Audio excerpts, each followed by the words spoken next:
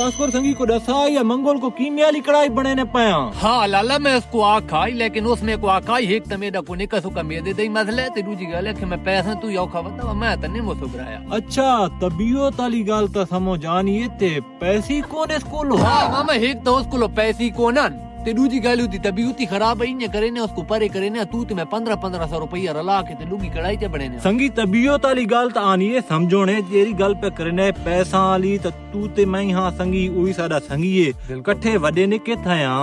ते आज वो आदा पे मेरे को पैसे कोने तू प्यादा है तू ते मैं चबना संगी मैं ये आदा भाई यार उसको ना छोड़ा असा मरी गया पीछे उस पैसा जमा कराया है सारे कोलो असा जेरा काम कीता है कपड़े के देन वो सारे नाल बराबर दा टुरा है बिल्कुल ते ओहे मजदूर संगी ते उसको आज पैसे कोने असा उसको छोड़ देवा ते लुगी कढ़ाई च बना यार वो के सोचे सी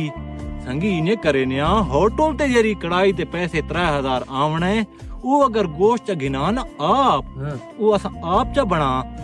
उस दे विच सारा खर्चा सी घाट ते उसको च शामिल करसा पैसे तू ते मैं च करसा शामिल मैं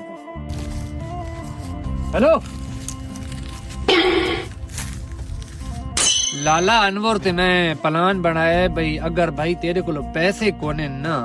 तो पैसे असा भरसा चा तू साडे नाल आके कढ़ाई भी खावे हाँ मेदे दा मसला है तो वक्री गल लाला मेदे दा कोई मसला कोनी मसला सिर्फ हाई ता पैसा दा मसला है मेरी 1000 रुपये दिहाड़ी होनी मैं बालों चुड़े ना ता कढ़ाई ते 1000 रुपया मैं ना भर सकता 1000 रुपये नाल मैं 3 दिहाड़ी लंगे ना अगर तुसा हिने करे सो तो मैं लाला वरसा तुम्हारा भला थी। दोस्तों अगर आपको वीडियो का मकसद समझ आ गया तो एक लाइक और शेयर कर दें।